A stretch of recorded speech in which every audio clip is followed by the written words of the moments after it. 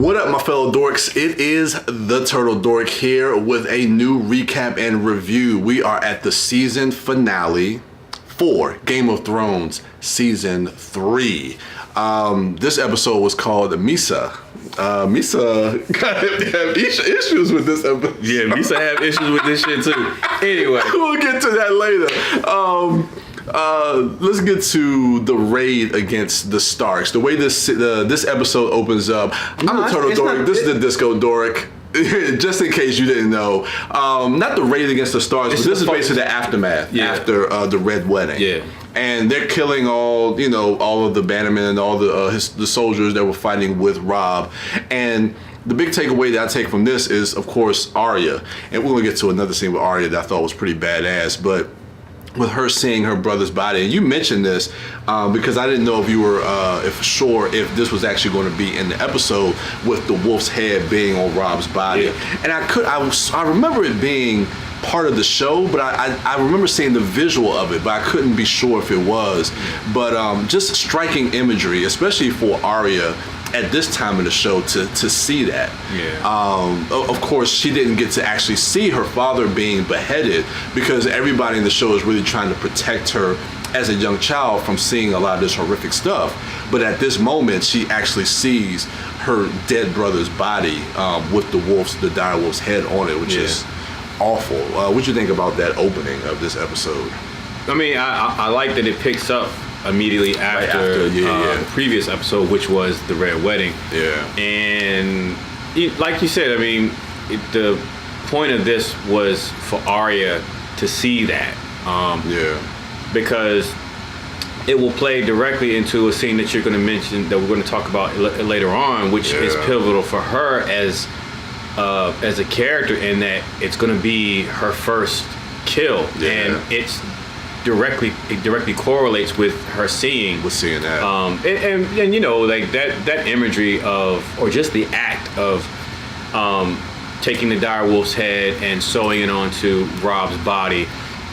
I mean, really, it just falls in line with the horrible shit that befalls upon this family, and then for Arya to have to see that, you know, it just plays right along to the misery train that the Stark family is riding on throughout Westeros. And you know, it just drives, not that the events of the Red Wedding needed an exclamation point, you know what I'm saying? But true that. You know, that is pretty much it, you know, and it not necessarily motivates or is a catalyst for Arya, but it's a more coal on the fire for her in regards to where that character is going to be driven. You know, she has the coin in this episode, which we'll talk about later on. So this, coupled with that coin, coupled with what happens at that campfire, it's just it's just pushing her along that path to you know what's going to happen and what she's going to become when she goes to Bravos eventually. Okay. The next thing I want to talk about is the small council meeting with Tyrion. Basically, when he finds out about Robb's death. There's a lot going on in this scene because the scene is kind of broken up in two different parts. We have the small council meeting, which kind of focuses a little bit on Joffrey. Oh yeah. We see a little bit of that, but then it kind of transitions to when everybody leaves between Tyrion and Tywin. I've forgotten about this scene. This is a great scene. It is a great scene. Let's start at the beginning of that with Joffrey, because that was really my biggest takeaway from that. Again, certain things that Tyrion says to Joffrey, and Joffrey's still kind of threatening, like, look, I can have you killed for this. But then Tywin kind of steps in, and you know, because Joffrey finally speaks up to Tywin, and he sees that may have been even though he is the king, he's still a child, and that's your grandfather. And I don't know, when they left the room, I like what Tywin said to Tyrion. He was like, do you think being king gives you power? And it's not being a king that gives you power. It's not the namesake of that. He said wearing the crown. Wearing the crown. But it's, you know, having armies and stuff like that. But that first part of it with Joffrey and all that stuff, what'd you think of that? I mean, that's just another example of how seemingly out of control Joffrey is. Yeah. You know, and how seriously to the point now where she just, the only thing she can sit back and do is just watch the shit unfold, like watch his behavior unfold. But also, like with Tywin, like I found that scene pretty interesting because Yeah. he already knows how bad Joffrey is, but he's still able to make. Really, this scene highlights his character as far as his poise. I mean, True.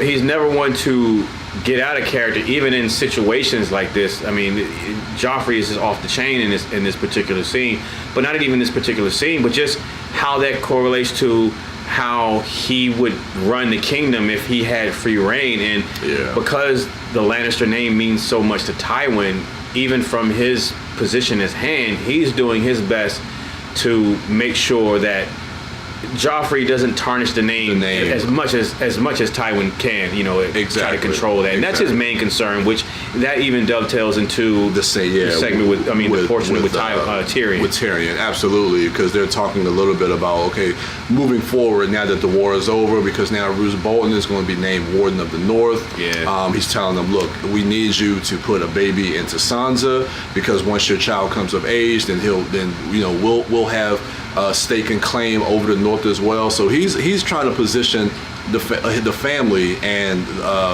his house to really just kind of take over the South and the North. Yeah. And they get into a conversation, and Tyrion mentions to Tywin, it's like, look, you, when have you ever done anything for your family outside of just trying to protect the name, the Lannister, something to that effect. And, he says, the day that you were born. And he goes into the story about, he wanted to send him out to sea when he was born, but he kept him and raised him as his son because he was a Lannister. And it just kind of drives home that point that we've kind of been talking about with the character of Tyrion that we've seen throughout this series in season 2 and this season, where you see Cersei and Tywin and the disdain that they have for him, and not even at his own fault, for being born, but just where that anger and animosity comes from, and how it's just aimed at him, and it's unjustly, and you could maybe you can, I don't even want to say you can argue for Tywin, but maybe in this moment Tywin is trying to say, well, look, this is what I did for you by not killing you as my son, but that's still, not even like, but that's still not even for Tyrion Tywin. It's for the name. It's for the name of the Lannisters. Because if he had killed Tyrion at that point, then who knows how that as far as the people and what the rumors and what happened and all that stuff, how that would have affected the Lannisters' legacy or whatever. So at the end of the day, it's still for the Lannisters' name. Yeah. So I don't even feel like... Yeah, he wasn't giving any mercy to the fact that this was his child. His child, exactly.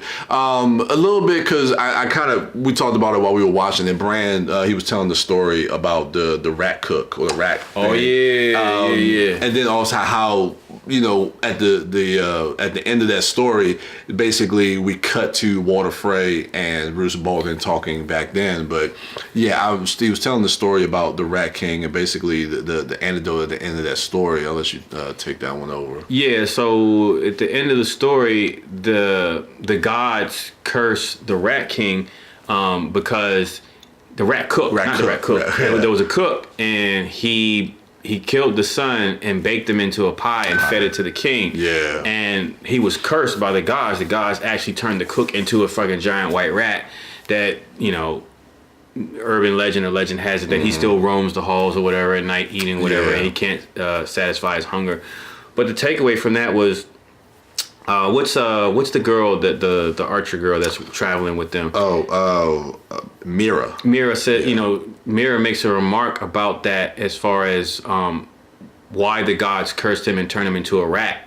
But Bran tells him, well, the reason why the gods cursed the rat cook is because he killed a guest. That was invited, under the roof of the king. Oh, yeah. And then they cut to, I didn't even remember this story. I don't even know if I was paying attention to this story the first time that I saw this when it initially aired. Yeah. But as soon as he said that, it dawned on me like, ooh, like that correlates with Walder Frey, because I remarked to you, I was like, did you pick up on that? Because that just happened. Like Walder Frey, he had guests in his home, and then they had the Red Wedding, and so I felt like, man, that's got to tie into it. But then we immediately cut to Walder Frey, so the show was wasn't even being subtle about it. No, not at all. And not at all. but I found it interesting because having caught up to the rest of the show, we do know that what ultimately happens to him, and he gets his comeuppance because of that. Absolutely. So I thought that was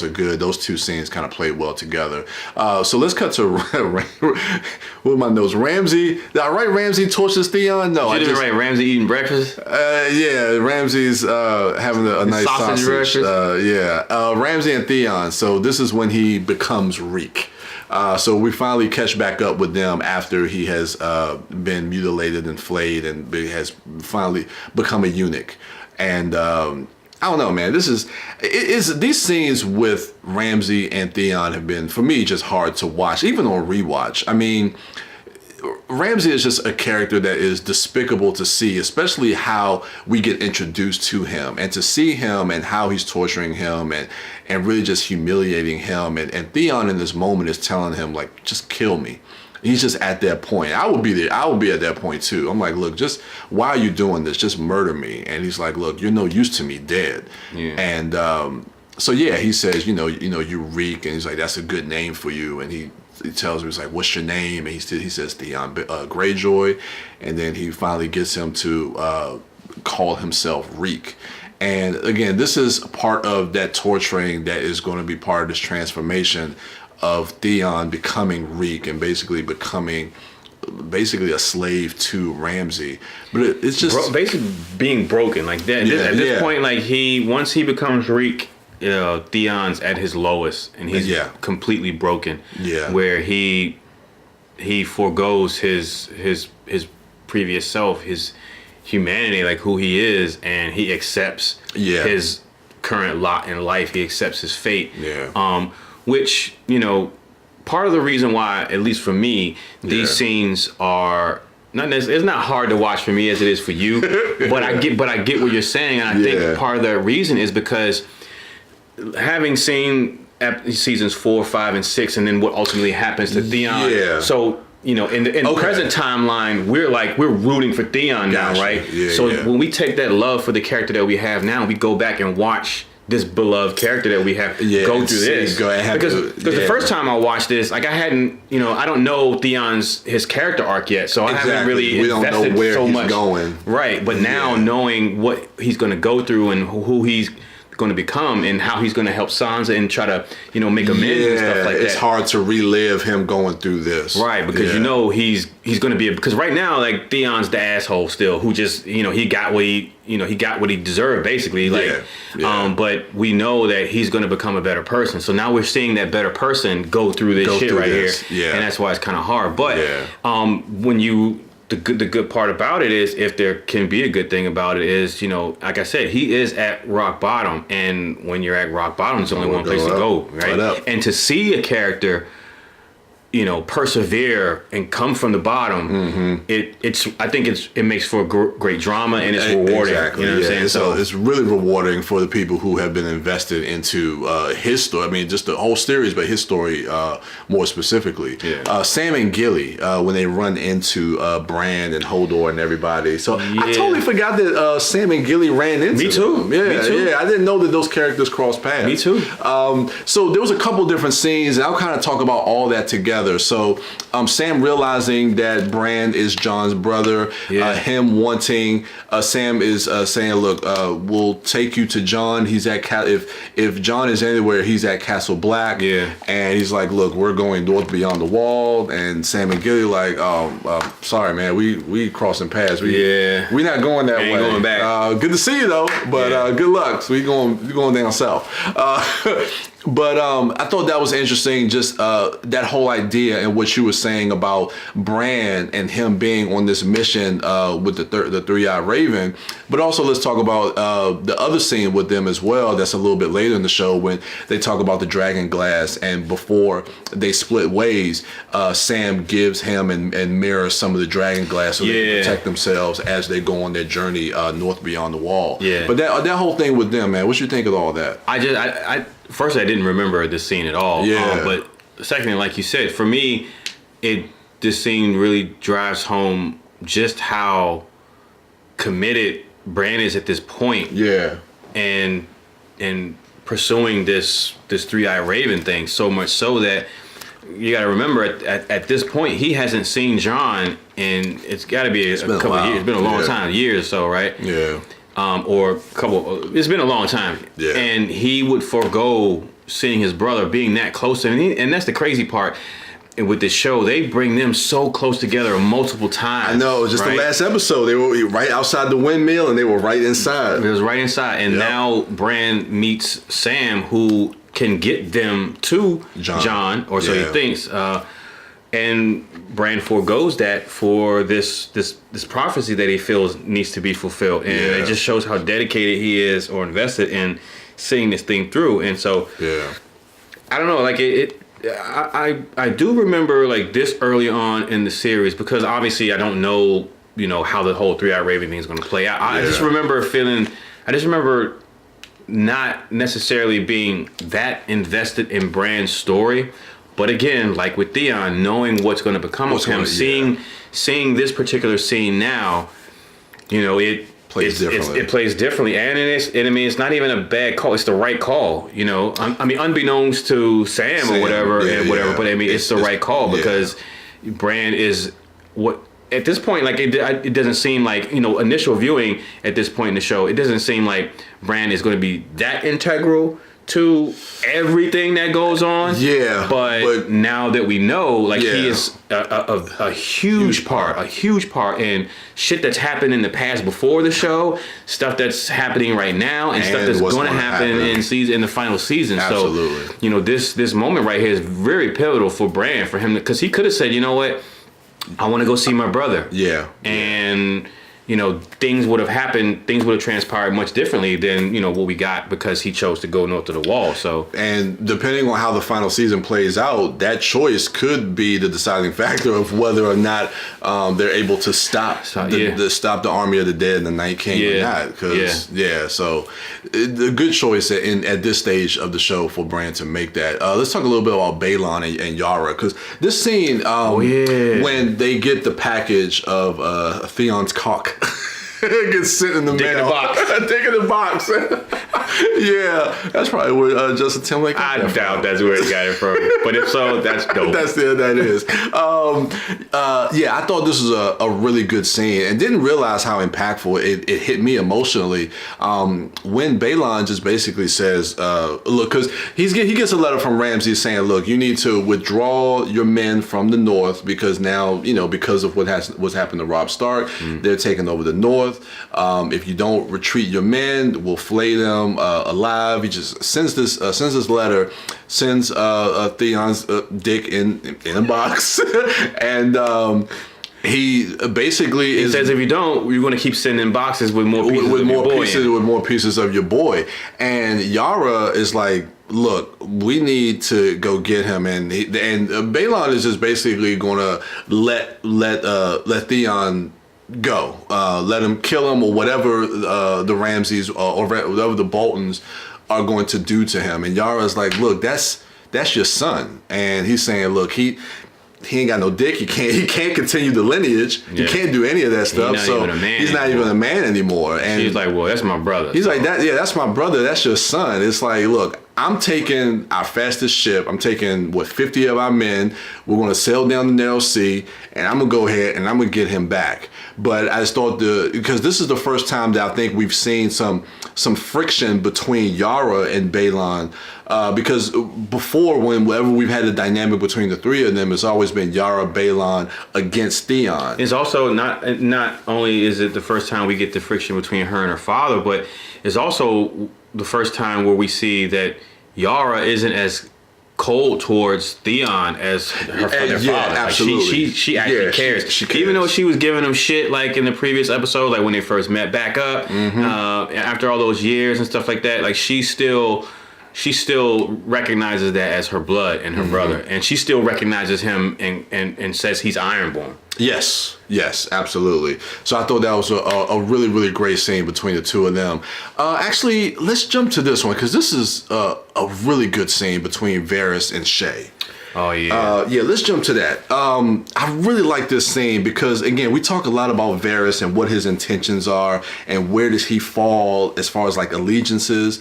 We get a little bit more in this season, of course, when we talked about his past and his story. Yeah. But here with Shay, he's offering her diamonds, offering her money to leave because Varys believes that Tyrion is a man that could unite the Seven Kingdoms, that should be kind of ruling King's Landing, if I'm not mistaken, for what he was saying. Yeah. So he's like, he can't do that if you're here. Like, you being here is a danger to him, his livelihood, his life. And her own life. And her own life as well. And he's like, look, I'm offering you this because with this money, you can go to any one of these lands, Lys, Mears, any one of these other lands, and you can live. You remember the names of them shits? Some of them. Damn. There's only 3 letters in them. So I remember. Okay. I'm trying, man. I'm trying. It's a lot to remember. Check out the big brain on bread. You a smart motherfucker. I'm trying. Maybe. Thank you. I appreciate it. All right. Trying to. I ain't remember none of that shit. We'll see if it continues next episode. But yeah, so he says he's gonna send her out to all these different places. Like, if you go live here, you can live like a queen. You can have servants of your own. And she refuses. She's like, look, if Tyrion wants me to leave, let him tell me himself. But I don't know. I like Varys's intentions, and what it makes me see how Varys really sees Tyrion. Even though they kind of, they respect. We've seen in previous scenes that they respect each other, but they also kind of have this antagonistic little, banter that they have. So, and even idealistically, but ultimately we see how Varys sees Tyrion. He's like, look, I like Tyrion. I believe in this man, and you being here is going to be a danger to him. So I like the way this scene played out. Same for me. Again, this is another scene that plays totally different on a rewatch. After being caught up on all the seasons. In that, again, initial watching this scene, I'm still even in the 3rd season, my initial go with this show, I still was always weary and skeptical and on guard when it came to Varys and Peter, like because of the spies, because of the information and the things that they know, and Varys being a eunuch and knowing his story and where he's came from, Varys has to take care of himself. Initial watch, I'm always of the mind, well, that dude is always about self-preservation. I mean, if other people can benefit and he can bring them on to have powerful allies, he gonna do that. But at the end of the day, my initial impression of him was always, whatever he does, for me, I always felt like it was something subversive about it, and it was always going to come back and be about him and his well-being. But knowing where that character is going to go and how close to him and Tyrion are going to become even more so later on, which I love. I genuinely feel the sincerity in it, and it played different. I'm like you said, like, damn, like he really does have respect for Tyrion and really care, and even really care about Shay. So I found that really interesting how that scene played different this time. Great scene. Let's jump to Cersei. Another great scene between her and Tyrion. What my biggest takeaway from this is her reflecting on Joffrey as a baby, and just the type of child that he was because of how Joffrey is now, because she talks about the love that she has for her children, and regardless of what you think about Cersei, that's the one, I guess, positive trait, at least I take away from Cersei, is the love that she has for her children. And Tyrion says, even Joffrey, and she mentions, like, before Mhysa came, all she had was Joffrey, and she's reflecting and remembering times, the good times that she had with Joffrey as a baby, as a toddler, before Mhysa came into the world, and her reflecting on that. I don't know, man. I just thought that was a really good scene because you could see how it pains her to look at her son now and who he has become, and the end of that. She says, like, nobody can take that away from me, not even Joffrey. And I don't know, I just thought it was a really, really good scene between the two of them. Well, anytime you have a character like Cersei, who's a fucking monster in her own right.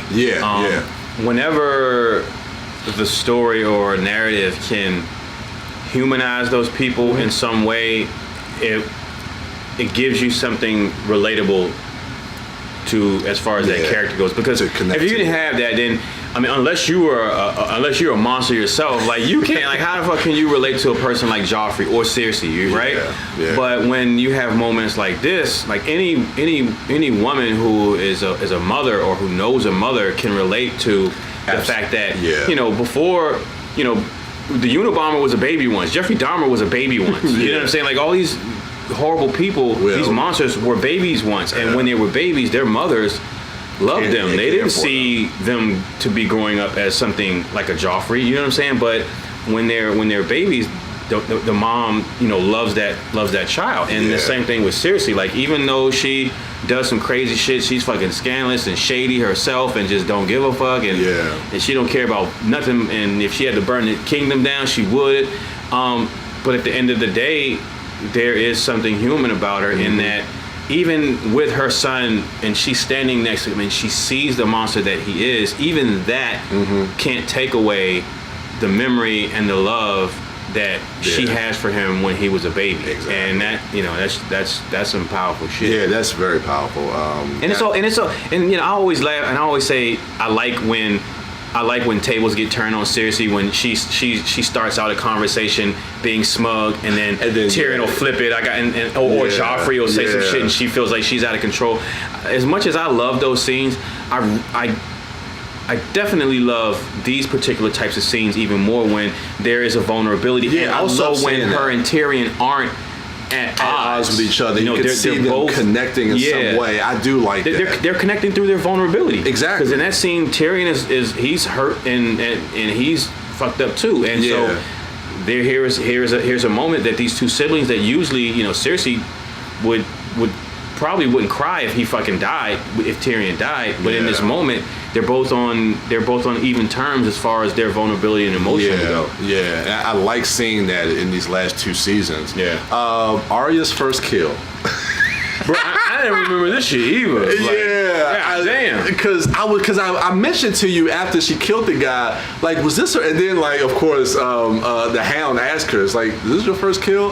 But the way it's kind of set up, I'll set it up really quickly. It's a badass scene. Yeah, so the Hound and Arya are riding along, and they see some of, I guess they're the bannermen of Bolton or either Waterfrey or something. And they're kind of bragging about what happened at the Freys during the Red Wedding and cutting off the head of Robb Stark and sewing on the direwolf's head to his body. And one of the guys is bragging about it and said that he was one of the guys that sewed the head on and how difficult it was to do it. So he's trying to take ownership, and being proud of that moment as Arya is listening to this when her and the Hound pass by. So she like jumps off the horse, runs up to him, and she's creating this character. It's like, look, I'm hungry, I need some food, I'll pay you guys. I got this coin, the coin that Jaqen gave her, and so she drops it, and the dude bends over. She takes that knife out and just shakes this. Home check, homie. Oh man, and I guess this is, like you were saying, the beginning of her path. And you would not be wrong for going, is this her first kill? Because she killed that motherfucker like this was her 31st person she's ever murdered. She's had it, dog. She had it. She's had it. But the interesting part, though, is like, again, and this is what I was talking about.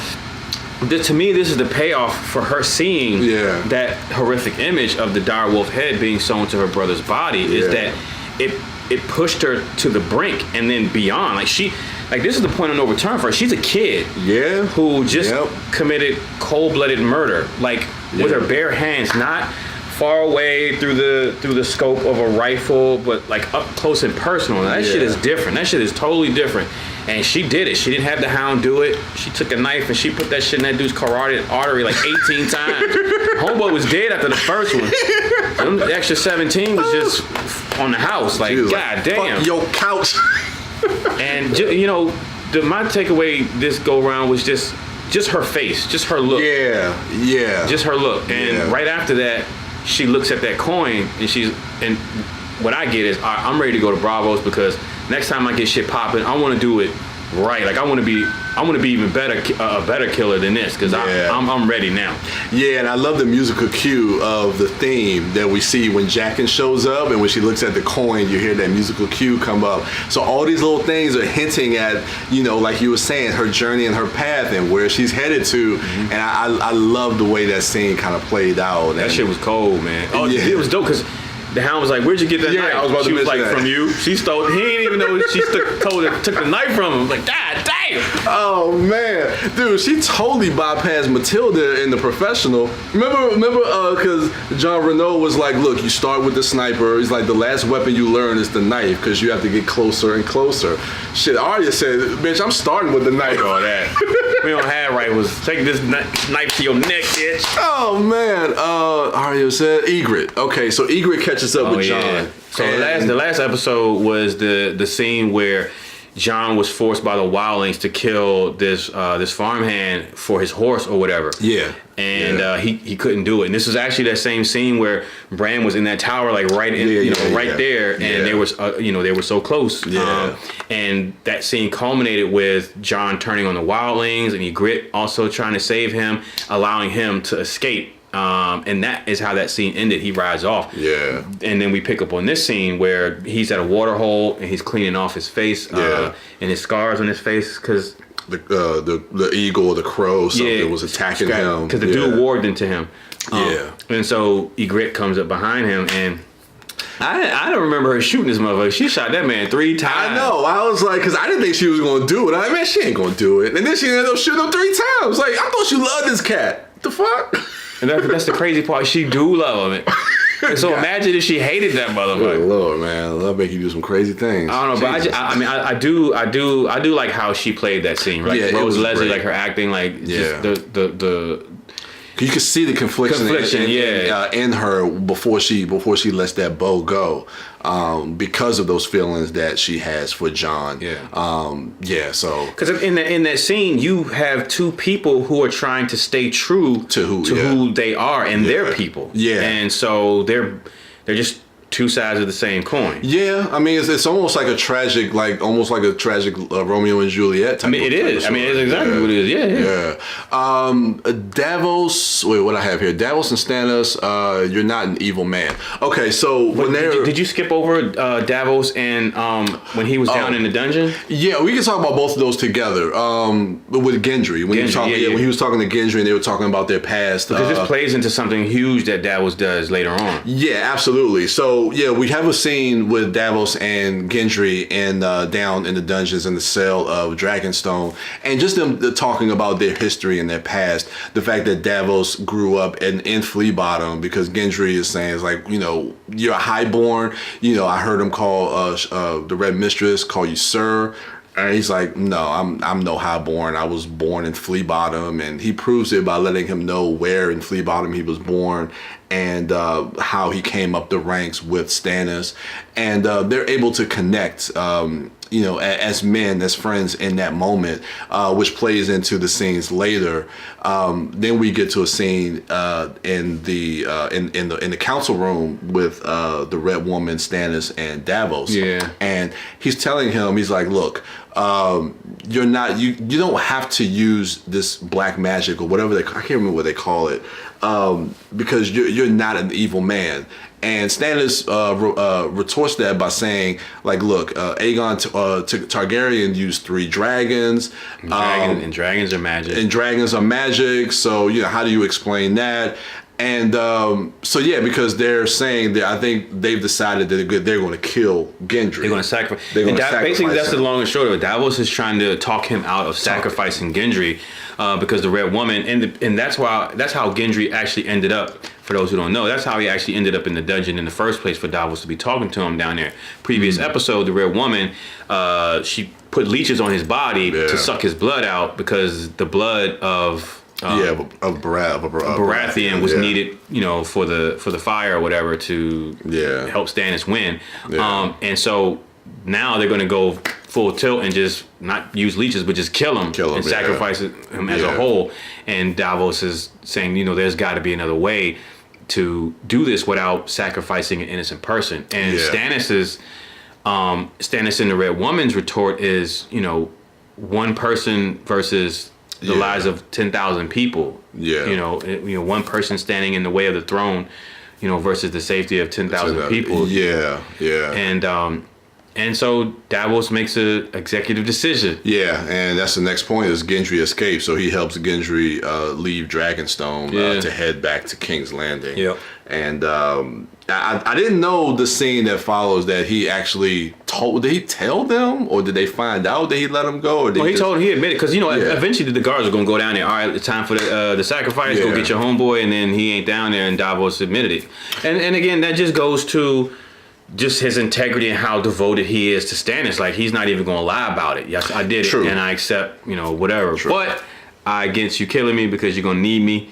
And there was an interesting part about that scene is because he has this letter.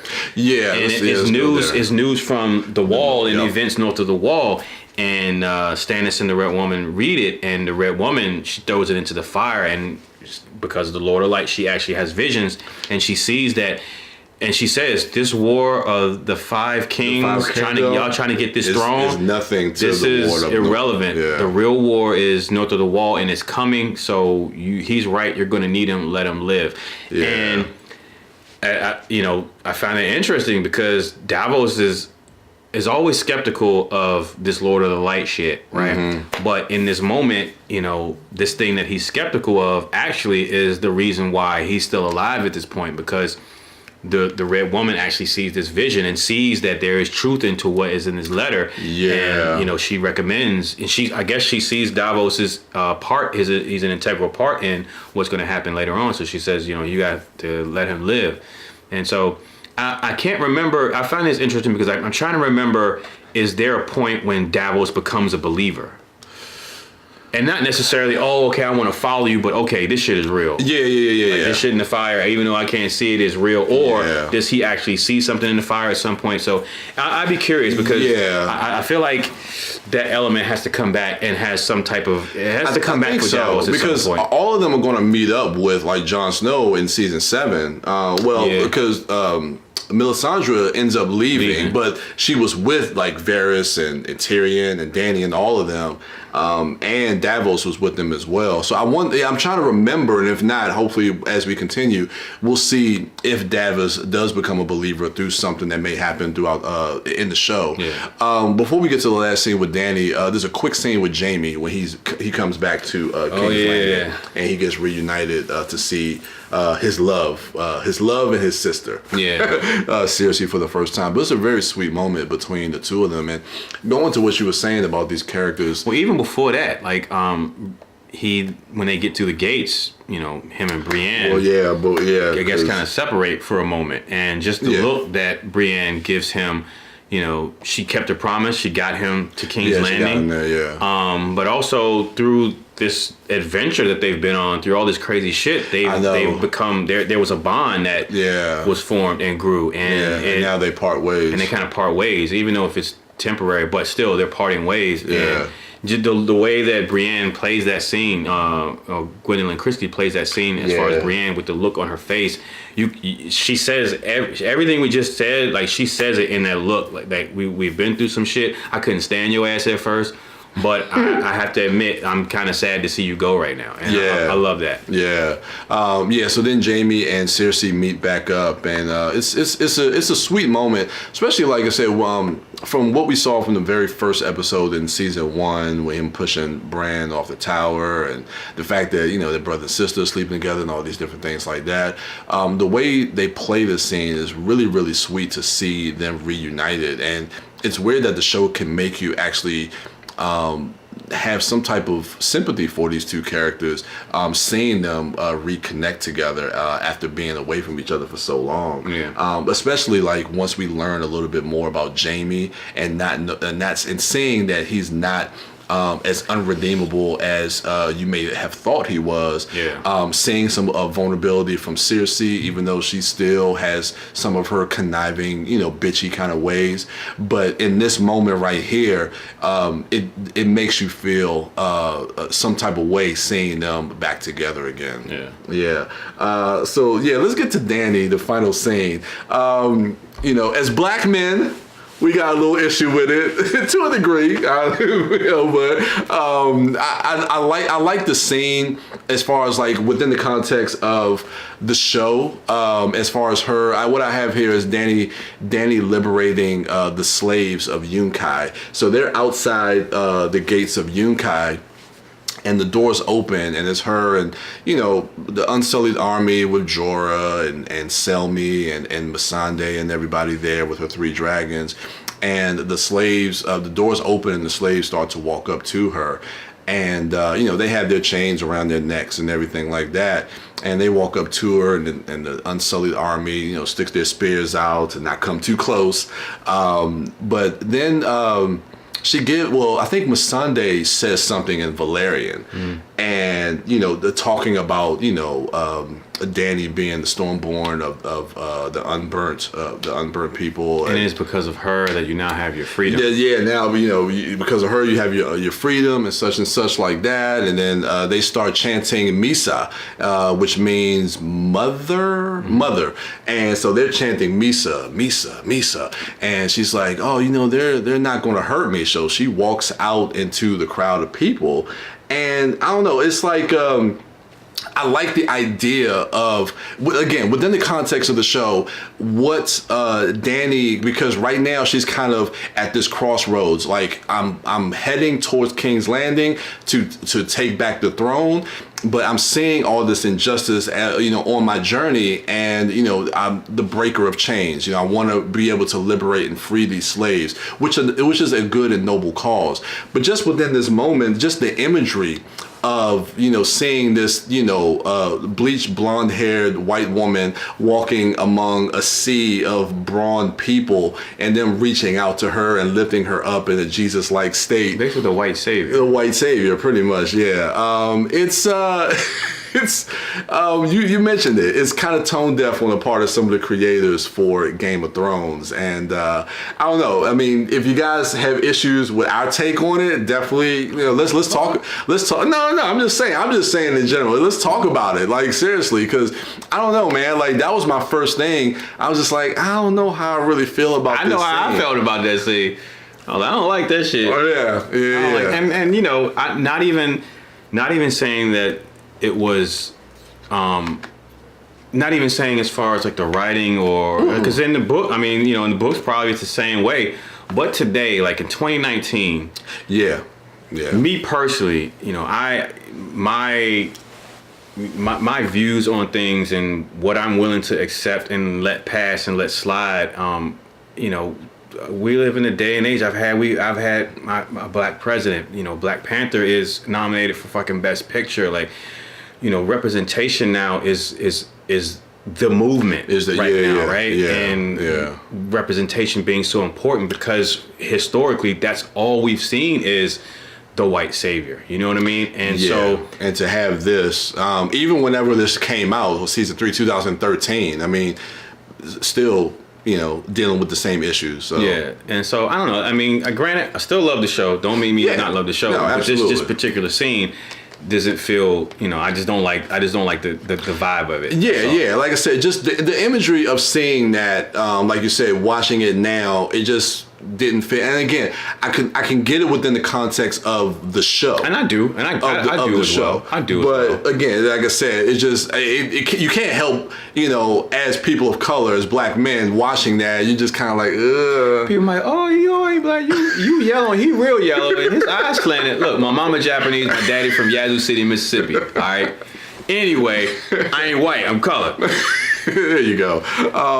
But still, I mean, like I said, I love the show, and the scene still works. But it was just that little point that we just wanted to bring up and talk about. I do like the shot. Like there's an aerial shot where she's in the middle. Cool. And they got like and the music and all that is fine. Yeah. But again, like the imagery and just because there are going to be younger people who see that. You know what I'm saying? And so. Again, like it's all about representation. But So yeah, that is the season finale, and that's how we close out season 3 of Game of Thrones. This is episode 10 called Mhysa. Mhysa thought this season ended pretty. Wow, you just gonna jump into the Coon and Jar Jar Binks with the shit. It's still February, bruh. I can't help it. Why the fuck they call this episode Mhysa? And you hear all the people. Come on. This shit about to go bad. All right, look. Okay. Episode 3 is done. We're out. Episode 10, season 3. Oh, I said, yeah. Thank you. Yeah. Season 3 is done. Yeah. We about to go to season 4. I have zero recollection. We know one thing that's going to happen. It's going to happen pretty quickly. Joffrey. Oh shit. That's right. So we're going to close this out. See you in season 4. We're going to get excited for that. Yeah. And we'll see you on the next one. Follow our dorks at MouthDork, at WB Dash, at Sidewalk Siren. I'm the Turtle Dork. This is the Disco Dork. I did it. Yes. And we're out.